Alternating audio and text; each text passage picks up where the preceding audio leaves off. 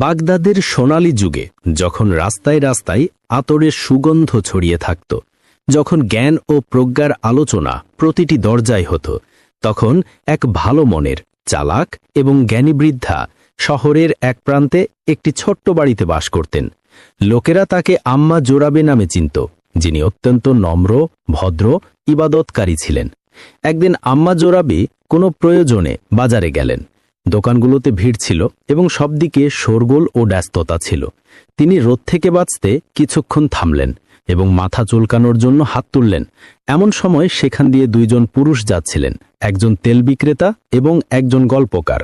তারা আম্মা জোরাবিকে হাত তুলতে দেখে মনে মনে এই ভ্রম পোষণ করলেন যে আম্মা তাদের সালাম করেছেন। তেলি অর্থাৎ তেল বিক্রেতা বলল, আম্মা জোরাবি মনে হয় আমাকে সালাম করেছেন, আমি প্রতিদিন তার বাড়িতে তেল পৌঁছে দিই। গল্পকার বলল, না, তুমি ভুল, আম্মা জোরাবি তো জ্ঞানী লোকদের সালাম করেন, আর আমি গল্প শোনাই, তাই সালাম আমার প্রাপ্য। এভাবে এক সামান্য ভ্রম তাদের একে অপরের সাথে ঝগড়া করতে বাধ্য করল। গলার স্বর উঁচু যেতে থাকল, লোকজন জমা হতে লাগল এবং বাজারে শোরগোল পড়ে গেল। তখন এক জ্ঞানী ব্যক্তি, যাকে লোকেরা শেখ বশির বলতো, সেখান দিয়ে যাচ্ছিলেন। তিনি ভিড় দেখে বললেন, হে কম বুদ্ধির লোকেরা, আম্মা জোরাবি তো এখনো বেশি দূরে যাননি, কেন নিজেরা গিয়ে তার কাছে জিজ্ঞেস করছো না যে তিনি কাকে সালাম করেছিলেন? এভাবেই কথা বাড়িয়ে ভরা বাজারে কেন নিজেদের তামাশা বানাচ্ছ? এই কথা শুনে দুজনেই চিন্তায় পড়ে গেল। তারপর নিজেদের জেদের বসে দৌড়াতে দৌড়াতে আম্মা জোরাবির দিকে ছুটল। দুইজন বোকালোক দ্রুত পায়ে হেঁটে আম্মা জোরাবির কাছে পৌঁছল। তখন তিনি একটি পুরনো মসজিদের কাছে ছিলেন। সেই দুজন এগিয়ে গিয়ে তার পথ আটকাল এবং আদবের সাথে বলল, আম্মা জোরাবি, আমাদের বলুন যে আমাদের মধ্যে কাকে আপনি সালাম করেছিলেন। এই শুনে আম্মা জোরাবি মাথে তুললেন, তাদের চেহারার দিকে ভালো করে তাকালেন এবং মনে মনে হাসলেন। তিনি বুঝতে পারলেন যে এই দুজন তাদের নিজেদের বোকামির জালেই ফেসে আছে। তিনি নরমভাবে সেই দুজনকে বললেন, হে বাগদাদের বাসিন্দারা, তোমাদের মধ্যে যার বোকামি সবচেয়ে বেশি হবে বুঝে নিও, আমি সালাম তাকেই করেছিলাম। এই শুনে দুইজনেই একে অপরের দিকে তাকাতে লাগল। তারপর একজন বলল, হে আম্মা জোরাবি, যদি এটাই কথা হয় তবে আগে আমার কথা শুনে নিন, যাতে আপনি সিদ্ধান্ত নিতে পারেন যে সবচেয়ে বড় বোকাকে। আম্মা জোরাবি তাদের দিকে তাকিয়ে বললেন, বলো বাবা, তোমার গল্প শোনাও, আমিও তো দেখি তোমার বুদ্ধি কতদূর পৌঁছেছে। এবার প্রথম ব্যক্তি যে তেলি ছিল সে এগিয়ে এলো এবং বলল, আম্মা জোরাবি, এবার আমি আমার বোকামির গল্প শোনাই। আম্মা জোরাবি মাথা নাড়লেন, বলো বাবা, বাগদাদের গলিতে বুদ্ধি কম আর গল্প বেশি পাওয়া যায়। তেল বিক্রেতা বলল, একবার আমার শ্বশুর বাড়ি থেকে বার্তা এলো যে ঈদের উপলক্ষে আসতে হবে। প্রথা অনুযায়ী জামাইরা পাগড়ি বেঁধে যায়, কিন্তু আম্মা, আমি পাগড়ি বাঁধতে জানতাম না। আমি আমার এক বন্ধুর কাছে গেলাম এবং তার অনেক অনুনয় বিনয় করে বললাম যে আমার মাথায় পাগড়ি বেঁধে দাও। সে আমার উপর উপকার করলো, আমার মাথায় খুব শান দিয়ে পাগড়ি বেঁধে দিল। তারপর আমি শ্বশুর বাড়ির দিকে রওনা হলাম। চলতে চলতে ক্লান্ত হয়ে গেলাম তো ঘুম আসতে লাগলো। ভাবলাম কোথাও শুয়ে পড়ি, কিন্তু পাগড়ি যেন মাথা থেকে নেমে না যায়। কাছেই একটা কুয়া ছিল, আমার মাথায় একটা বুদ্ধি এলো। আমি মাথা কুয়ার ভিতরের দিকে রাখলাম আর পা বাইরে ছড়িয়ে দিলাম। আম্মা জোরাবি, ভাগ্যের খেলা দেখুন। ঘুমাতে ঘুমাতে পাশ ফিরলাম আর পাগড়ির সোজা কুয়ায় পড়ে গেল। যখন চোখ খুলল তখন দিন হয়ে গেছে। ঘাবড়ে গিয়ে আমি পাগড়ির চিন্তা না করে খালি মাথায় দৌড়ালাম। শ্বশুর বাড়ির কাছে পৌঁছাতেই তাদের এক চাকরানির সাথে দেখা হলো। সে আমাকে খালি মাথায় আর ঘাবড়ানো অবস্থায় দেখে চিৎকার করে উঠল, হায়, মালিকের মেয়ের মৃত্যু হয়ে গেছে। এই শুনে পুরো বাড়ি শোক ও মাতম করতে লাগলো। আমি পৌঁছাতে সবাই কাঁদছিল।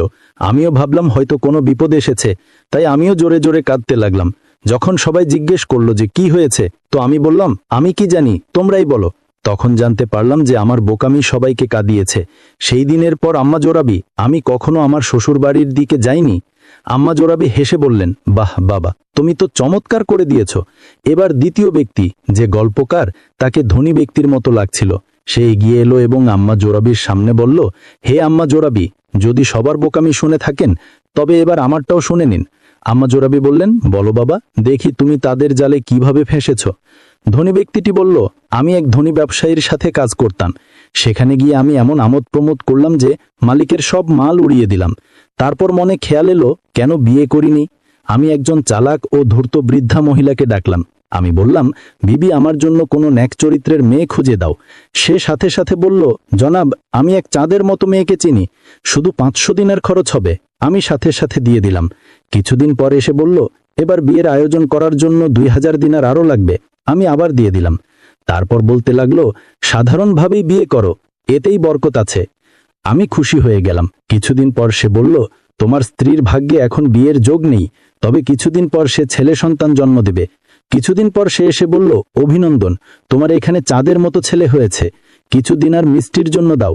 এভাবে সেই বৃদ্ধা কিছুদিন পর পর কোনো নতুন গল্প নিয়ে আসতো। কখনো ছেলের কাপড়, কখনো দোলনা, কখনো দুধের টাকা।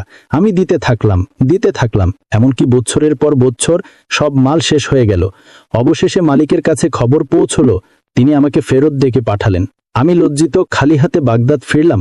একদিন সেই ধূর্ত বৃদ্ধার সাথে দেখা হলো, তো আমি বললাম, বিবি, অন্তত আমার স্ত্রী আর ছেলে সন্তানকে তো দেখিয়ে দাও।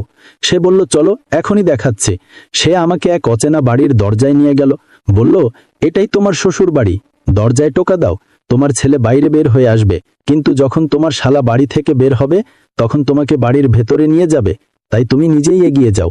এই কথা বলে সেই ধূর্ত মহিলা তো সেখান থেকে গায়েব হয়ে গেল। তার যাওয়ার পর আমি দরজায় টোকা দিলাম, তো ভেতর থেকে কয়েকটি বাচ্চা বের হলো। আমি মিষ্টি তাদের হাতে দিলাম আর বললাম, এই নাও তোমাদের বাবার পক্ষ থেকে। যখন তাদের বাবা দেখল তখন রেগে গিয়ে বলল, এ বদবক্ত, আমার বাড়ির বাইরে কেন বসে আছিস? আমি সরলভাবে বললাম, তোমার বোন আমার স্ত্রী আর এরা আমার সন্তান, তোমার ভাগ্নে। এই আমার বাজে কথা শুনতেই সে ক্ষেপে গেল। চল ভাগ এখান থেকে, নইলে হাড় পাজর এক করে দেব। এই বলে সে ভেতরে গেল আর তার তলোয়ার নিয়ে আসলো। আমি কষ্টে প্রাণ বাঁচিয়ে পালালাম। সেই দিন থেকে আজ পর্যন্ত আম্মা জোরাবি, আমি কখনো মহিলাদের কথায় বিশ্বাস করিনি। আম্মা জোরাবি হেসে বললেন, হে বাগদাদের বাসিন্দারা, তোমরা দুজন তো এমন কাজ করে দেখিয়েছ যা হাজার বুদ্ধিমানও ভাবতে পারবে না। দুজন বোকার কথা শেষ হওয়ার পর বাজারের সব লোক যারা তাদের চারপাশে জমা হয়েছিল সবাই অবাক ছিল। কেউ হাসি চেপে রাখছিল, তো কেউ হো হো করে হাসছিল যে এমন বোকামিও দুনিয়াতে সম্ভব। আম্মা জোরাবি দুজনের দিকে তাকিয়ে বললেন, আমার বাচ্চারা, বাগদাদের বাজারে বুদ্ধি সস্তা আর অহংকার দামি বিক্রি হয়। প্রথম ব্যক্তি বলল, আম্মা, তো আপনি সালাম আমাকে করেছিলেন? আম্মা হেসে বললেন, না বাবা। দ্বিতীয় ব্যক্তি বলল, তাহলে অবশ্যই আমিই সে। আম্মা জোরাবি বললেন, না বাবা, তুমি একা নও। আম্মা জোরাবি হাসলেন এবং তিনি বললেন, হে বাগদাদের লোকেরা, আমি সালাম তাকেই করেছিলাম যে তোমাদের দুজনের থেকেও সবচেয়ে বেশি বোকা, আর সেটা হলো এই সম্পূর্ণ ভিড় যা তোমাদের কথাই বিশ্বাস করে এখানে জমা হয়ে গেছে। এই শুনতে পুরো ভিড় যেন স্তব্ধ হয়ে গেল। সবাই লজ্জিত হয়ে মাথা নিচু করে ফেলল, আর আম্মা জোরাবি আস্তে আস্তে সেখান থেকে চলে গেলেন। দুজন ব্যক্তি মাথা ঝুঁকিয়ে একে অপরের দিকে তাকাতে লাগলো, যেন প্রথমবার নিজেদের বোকামির বোঝা অনুভব করলো। তেল বিক্রেতা গভীর শ্বাস নিয়ে বলল, আমরা তো একটা হাত ওঠানোকেই সালাম ভেবে নিলাম, নিজেদের বোকামির উপর গর্বও করতে থাকলাম। ধনী ব্যক্তিটি দীর্ঘ শ্বাস নিয়ে বলল, আমি ভাবতাম সম্মান সম্পদ দিয়ে পাওয়া যায়, কিন্তু আজ জানলাম যে সম্মান তো ঘেনীদের গহনা। সন্ধ্যা ঘনিয়ে এসেছিল, বাজারের প্রদীপ জ্বলে উঠেছিল, আর আম্মা জোরাবি তার ঘরের দরজায় বসে হাসছিলেন। তিনি আকাশের দিকে তাকালেন আর নরম স্বরে বললেন, হে বাগদাদের প্রভু, বুদ্ধি তোমার সবচেয়ে দামি নিয়ামত। যে তা হারিয়ে ফেলে সে সোনার স্তূপের মধ্যে থেকেও গরিব। সেই দিন থেকে সারা শহরে আম্মা জোরাবির এই কথাগুলো প্রবাদের মতো ছড়িয়ে পড়ল। সালাম তাকে করা হয় না যে ধনী, বরং তাকে করা হয় যে জ্ঞানী।